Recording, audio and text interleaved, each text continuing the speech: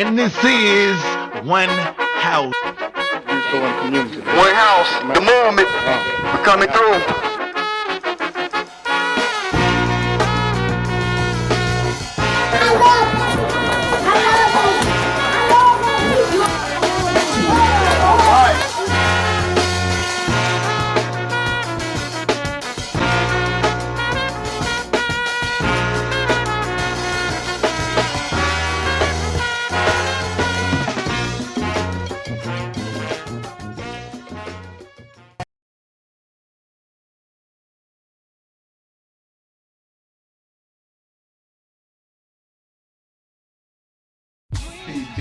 Peace, fellas.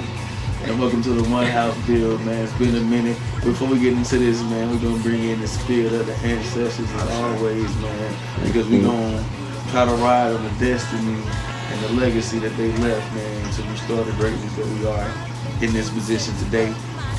This time on the build, we're gonna talk about a few subjects. We're gonna talk about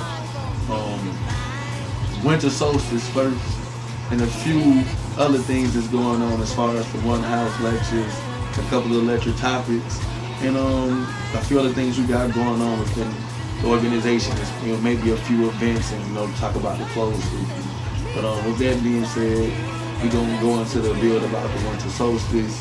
I'm gonna kick it to King Kellen, man, Kellen MenkheperRa, man, my good brother, and we're gonna talk about the solstice from from the information we collected and the perspective that we have. I say, the thing about a winter solstice, why it's special is it's a time of year of rejuvenation. I think it's like every 7 years or something, you get a whole coat of skin or whatever. You know what I'm saying? Your cells in your body just rejuvenate themselves. I've actually heard if you're in a relationship with an individual, you're not even fully disconnected from them until that 7 years or 7. Because y'all done swapped it, interchanged the energy. Exactly. And then your body then adjusted to it. It takes a full 7 years before you are really drawn the energy from that person. Yeah. It may sound extreme, but that even ties in to that about the 7 years of fully shedding and renewing, cleaning. Yeah. Because people bond, when you have that sexual interaction or just any action with new people, there's a bonding. Exactly. Well, the thing about the winter solstice, though, like I was saying, your body rejuvenates itself. The cells just you don't have just one set of cells from birth to death. They recycle and replenish themselves. You know what I'm saying? Your personality does the same thing. You know what I'm saying? Every year, your personality, whatever you have been implanting, trying to do, and make it whatever your wish is, at the New Year's resolution point or whatever. That's where this comes from. Your personality renews itself. You know what I'm saying? And that time of year that this happens is at the winter solstice. You know what I'm saying? And I guess I can get back to my brother for those of you who don't know what the winter solstice is. So when it goes to the winter solstice, I guess from an astrological perspective, dealing with astronomy, you got where the days to where you have the shortest day and the longest night, which is approximately from the northern hemisphere about December 21st. Yeah. So to around December 24th. Yeah, but that's the exact day. The first day where you get the longest night and the shortest day. Exactly. So that'll begin that period. And what also is significant about December 21st, that's when the sun appears as it travels the celestial equator to go to its lowest point, to where it looks like it's not even moving no more from the northern hemisphere, so it's not even moving. So they looked at the point to where the sun, we can even tie this into where the sun comes up to where some people tie Jesus into the sun, and the sun being born on the 25th. So I can also tie this into why they celebrate, the Jesus on the 25th, and they tied it all into that. But it goes to the solstice, the 21st is the lowest day, and then it rises up into the 25th, and the 25th is when it begins to go back on 1 degree. And then the sun, it looks like it travels back into the other way. Exactly. And then you're gonna start having a cycle to where the days beginning to get longer and the nights are shorter.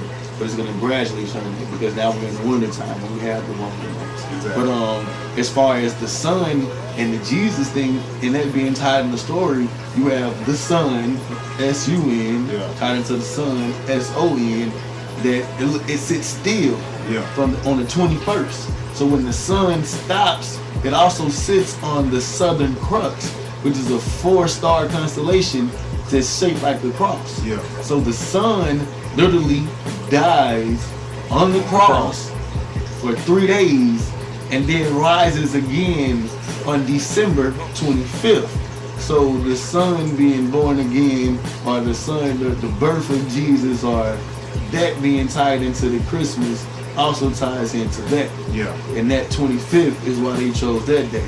It's actually when the sun rises 1 degree. Exactly. So exactly. a lot of people don't know that. So that's tied into the layers of the Jesus and the Christmas and why is there so much energy. But not just Christians celebrating this energy. You can see any major culture, there was always some type of festival, some type of ritual that they celebrated in this time period. Whether you go back to, maybe Greeks having, their even perversion of the festivals in this. You may go back to our original cultures. They even had festivals and celebrations around this time. I even heard stories how they can tie it in. You ever heard of the 12 days of Christmas? When they talk about, the 12 days of Christmas, my true love to me. And you think about, I wake up, Christmas is one Christmas. I ain't never had Christmas 12 days. Why? Why the 12 days of Christmas? Well, I heard in Kemet they had a festival where they would celebrate, and it was tied into the Epiphany, which I know you're gonna go into later. So it was a 12-day period. Where they had a 12-day festival. So that's where you see a connection between a 12-day of Christmas. Where you see them copying from the 12-day festival that they was having in honor of the horror. Exactly. You see what I mean? And you see a lot of times they take the horror story and tie a lot of it into the Greek mythology and the Jesus story. You see a lot of the correlations between that. So that's why when they gave you that. Because think about why else would they have a 12-day of Christmas and it's only one day. Christmas is December 25th. Exactly. It makes sense. So look at the Lord relation. We sing a lot of stuff coming up and don't really know the history. Don't understand the reality behind it. But I know they said something about the Epiphany. I know you said you were saying something that was deep about just the whole story. Because like the whole story of them taking it from the story of Horus or Heru. Exactly. The Egyptian name, you know what I mean? For those that don't know. Exactly. That's the true Egyptian name or Kemetic name, Heru. Which I mean, make sure I start saying that in the videos because promoting the horrors is still promoting the Greek version of our story. You know what I mean? So that's why you often hear me say Kemet instead of Egypt because you want to get you familiar with the original terms, not the terms that the Greek people that came in and gave to the same place. That's real, but But the thing about that is, I was saying about the renewing of the persona. Like you said, the Kemites call this time Heru, the time for Heru or whatever. Heru, basically the child, and that symbolizes basically the renewing of your persona or your will. You know what I mean? To basically understand your oneness and likeness with God, right? So they celebrated the festival 12 days because 12 was one of the numbers associated with Heru. You had 12 steps. That's where you get the 12 hours of the daylight from, you follow what I'm saying? How that correlates with the Epiphany is, like I said, Horus was the renewing of the will. So that was the point in time where you had the epiphany of whatever you were trying to manifest all year. You may have figured it out at that point because your spirit had renewed your persona at that point. You get what I'm saying? It's like a New Year's resolution. Exactly. That's how that ties into the New Year's resolution. Like whatever you want to do at that point in time, that's the time to instill it or plant the seed in your spirit, because your spirit is in the renewing process. You know what I'm saying? And if you think about it, it happens at the winter solstice. And you mentioned that's the time where the days are shortest and the nights are long. You know what I'm saying? It's in that dark period. Where if you think about it, nothing rejuvenates in the daylight. Nothing rejuvenates.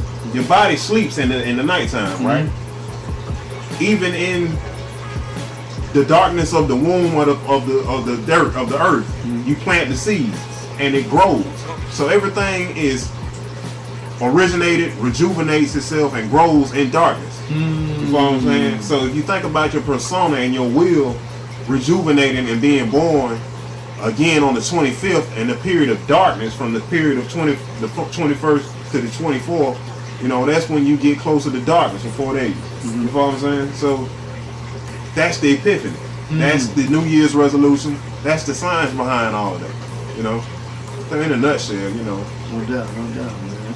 So I think we pretty much went into explaining the winter solstice, man. What you say, good brother? You got any questions that you think we might need to answer for, you know, the listeners about the winter solstice, man, before we go on to the next subject, man? Man, I think I really touched a lot of good base, especially with the Hebrew and the Greek version of it and everything, and solar system, the sun, all that.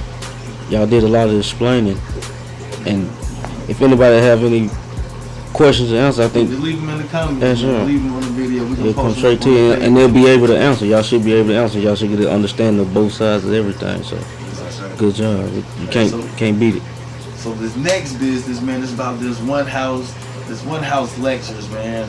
Being that we are in the cold, you know, a lot of people in the city, we kind of slower in this time. You know, we're not really doing much Outside. So, in the outside. So we want to focus this with just hitting y'all with information, hitting y'all with research information, and just elevating the people through teaching, man. So we're gonna have this lecture circuit jumping. We got a lecture coming out from the good brother Kellen. I got lectures coming out. I got 2 lectures that I know that I'm working on. One's gonna come out in January. That's gonna really be you see how I connected the solstice to the Jesus story and connected that to the Hebrew and connected it like that. So what I'm gonna do with this next lecture is I'm gonna really show you a bunch of connections of all the religions and show you how all of them have connecting themes, mostly connecting stories, but what most of all connecting is that the moral fabric of them, which is probably the most important part, is mostly they coexist.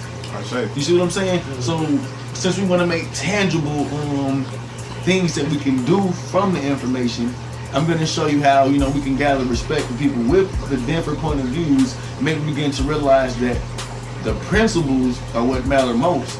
But I'm going to also prove in the lecture that these principles first came to the world from an African source. And that this African source also existed before all these other religions that I'm going to show you that also have a similar viewpoint. And, you know, that's what I want to bring to the table. And you can talk about one of the lectures you're going into, but another lecture I'm going to talk about is just, another one is just the history of Black history.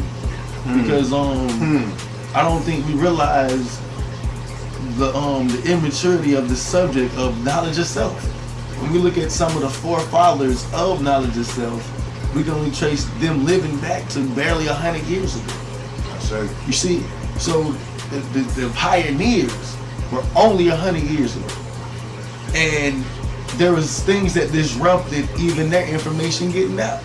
So is the information of really high science of knowledge itself is something that was very scarce to our people. So we wonder why our situation is what it is. And I think it's the direct result of lack of teachers, lack of a mass awakening of our people. So we want to help facilitate that. And I want to bring different things to the table to just show you that, you know, I know things may look blue, but there's a reason why things look blue. And we change them through information and applying the information. It's just a simple law of inertia. It's hard. It's always harder to start something or get something started than it is to maintain it. So we just, you know. Those are my 2 lectures, man. I know the good brother got some stuff he cooking up, and this is just the beginning, man. Give him a little brief teaser. Besides the knowledge itself, the opening of the way lecture I'm gonna be doing pretty soon, about the 2nd week of January. I'm also gonna follow that up with just demystifying the spirituality. I mean, like, I know a lot of cats talk about like things like the chakras or whatever, and the etheric body, or, you know, stuff like that.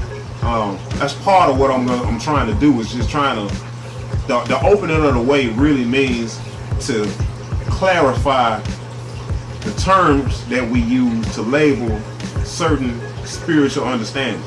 You follow what I'm saying? So that's what we're trying to do. We're trying to tweak the understanding of what we have in our spiritual systems and our spiritual understanding of the system. You know what I'm saying? So dope, man. I'm looking forward to that. I know a lot of people are looking forward to that. I know you put a post up the other day, man. I done got my inbox jumping. I see like now I gotta put it out because you like, man, me and the brother Nat Turner got lectures coming. And when is your lecture? So I'm like, now the people are waiting, so I gotta come with it. And I feel like it's an honor, man, because I'm gonna be talking about some of my people I really admire, man. Yeah. And the fact that that I feel like what I want to do is pick up where they left off. exactly. If I could even just carry on that work, would be an honor. And that's my passion, and I want us to do that. And I want all of us to know our knowledge that way, not just for me to have some type of superior vantage point. But I feel like once we all have the information, things can move so much smoothly. Exactly. We'll have a cohesive mindset, Exactly. and then we'll know where to go. Exactly. So, and that's what it's about. To me, that's what it's truly about. And beyond that, man, I want to let everybody know that the knowledge of self clothes are here. You see it, I got the hats on. My good brother, he has a hoodie right there, man. So you see what we do. We got another shirt here. None up. I ain't got none of it. You know what I'm saying? Dude got a shirt there, and you can see what time it is, man. So it's real, man. We got hoodies, we got shirts, we got poetry gear, and we got more stuff coming soon, man. We got the dashikis, man. Yeah, So whatever you need, man, we trying to get it, man. Because like I say, the motto of the knowledge of self clothes, if it's in you, then let it be on you. It ain't about being material, but it's also about representing, because we're people that see the images, and images mean certain things. So it's power in carrying images, and it's also invoking something, the greatness within you. So if you know about these things, be a banner to the people, show other people, man, and then we can also use this as a way to empower our people. Exactly. So just having these sacred symbols, having the knowledge of the sacred symbols, these are also teaching to us. Exactly. It's not only our banner, Exactly. with the when you look at the back of the shirt, it tells you exactly what the is. It's a lesson in itself. It says the eternal light, 360 degrees. The is the oldest and most powerful African symbol in existence. It comes from the region of the Nile Valley known as Kemet, named Egypt by the Greeks. A multi-dimensional symbol with several meanings. The circle on the top represents the female energy of the woman, the womanverse, the ocean, the sea, the consciousness of the water, the principle. You got 120. Then you have the shaft that represents the male energy, the man, the sun, the sun. The sign supreme in the womb of space, the seed, the center of light, the rain, the sperma, the rector, and the fire principle. You got 120. So they equal together, you got 360. Then a bar across the middle represents the fallopian tube, the children, the offspring, the fruits of the male, the female, earth, and principle combined. So that's 120. I am because we are at the bottom. So when somebody sees that, they see the symbol, then they also get a lesson of what the represents. The way the brother broke it down, it may lose the folks, but basically it just to simplify, is just saying that the Ankh represents the male and the female coming together as one, and that bridge them right there. You got the female principle, you got the male principle, and that's connecting them two right there for those that don't know. But y'all are pretty much it. Then we got the pharaoh right there, man. We got the hats. Even got the little poetry gear, man. So. The cast is spitting the flames. We got random stuff here for you, man. So we gonna have more, and we just trying to do what we do, man. Spread the information all the time. I'm really excited about this lecture series because I feel like it's all about the information, man. So I don't think we got too much left to say to the people, man. So in the words of the good brother, you probably ain't heard it in a minute, man. But come get this work. Get it. Peace. Come get it. One love.